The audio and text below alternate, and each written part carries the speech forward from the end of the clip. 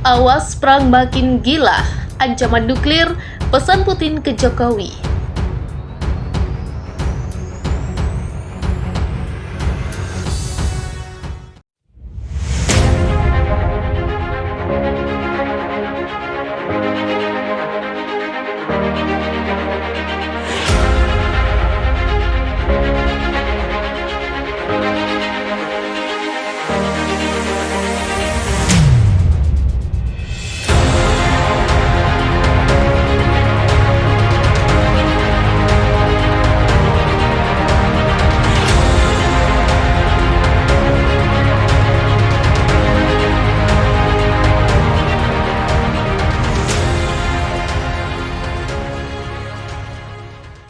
Serangan Rusia ke Ukraina resmi berumur 1 tahun, Jumat 24 Februari 2023. Bukannya mereda, sejumlah ketegangan justru makin meningkat. Tak hanya melibatkan dua negara, sekutu-sekutu yang memihak masing-masing blok juga panas. Seperti Amerika Serikat, bahkan Presiden Rusia Vladimir Putin dan Presiden AS Joe Biden telah membuat pidato keras, di mana mereka mengkritik negara masing-masing yang dikhawatirkan pengamat makin memperdalam konflik.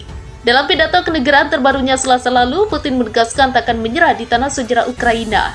Ia pun menyalahkan Barat atas perang yang terjadi.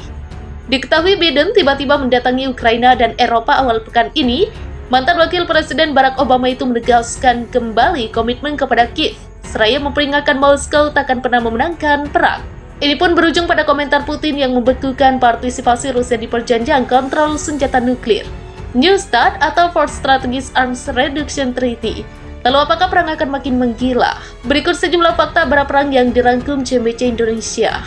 Ketakutan akan perang nuklir semakin nyata. Kamis ini Putin kembali memberi sinyal soal nuklir, di mana dirinya akan melengkapi angkatan bersenjatanya dengan peralatan canggih. Seperti sebelumnya, kami akan meningkatkan perhatian untuk memperkuat triad nuklir, kata Putin merujuk pada rudal nuklir yang berbasis di darat, laut, dan udara. Putin mengatakan bahwa untuk pertama kalinya rudal balistik antar benua Sarmat akan dikerahkan tahun ini. Sarmat adalah senjata dengan julukan setan yang mampu membawa banyak hulu ledak nuklir. Kami akan melanjutkan produksi massal sistem Kinzhal hipersonik berbasis udara dan akan memulai pasukan massal rudal hipersonik Zircon berbasis laut, katanya. Sebelumnya penangguhan oleh Putin dinilai pengamat bahaya. Ini akan meningkatkan resiko pelembaran senjata baru bersama dengan perang di Ukraina. Masa depan disebut akan stabil dan dapat diprediksi. Itu juga memacu kekuatan lain seperti China, India, Pakistan untuk membangun persenjataan nuklir mereka.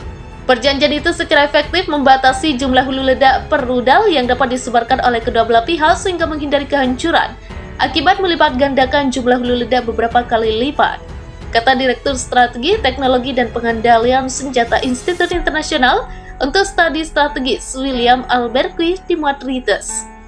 Kedua belah pihak dapat segera beralih dari 1.550 hulu ledak strategis menjadi 4.000 dalam semalam, katanya lagi. Hal sama juga dikatakan postdoctoral fellow di proyek nuklir Oslo, James Cameron. Ia mengatakan bahwa jika New START ditinggalkan, itu akan menandai kembalinya aura perang dingin. Jadi kita akan memiliki ketidakstabilan besar dalam hubungan di mana kedua belah pihak bertindak pada skenario terburuk, menambahkan sistem dan rencana yang lebih rumit untuk penggunaannya, katanya. Pada akhirnya mengarah pada situasi yang jauh lebih tidak stabil antara kedua belah pihak dan juga lebih besar resiko beberapa jenis penggunaan nuklir, tambahnya. 2. AS beri warning warga di Ukraina. Kementerian Luar Negeri AS memperingatkan warganya tentang ancaman serangan rudal yang lebih tinggi di Ukraina. Ini terkait peringatan 1 tahun perang Rusia. Kedutaan Besar AS di Kiev mendesak warga untuk mengamati alarm udara, berlindung dengan tepat, mengikuti panduan dari otoritas setempat jika terjadi serangan. Warga diminta mengambil tindakan pencegahan keselamatan lainnya. Cina disebut akan turun tangan mendamaikan perang Rusia-Ukraina. Hal ini terungkap di tengah kunjungan diplomat Beijing ke Moskow untuk bertemu Putin. 4. Rusia tambah amunisi tentara bayaran Wagner. Sementara itu, pendiri kelompok tentara bayaran Wagner Rusia, Yevgeny Prigozhin, mengatakan Kremlin menambah amunisi yang sangat dibutuhkan untuk pasukannya untuk berperang di Ukraina Kamis.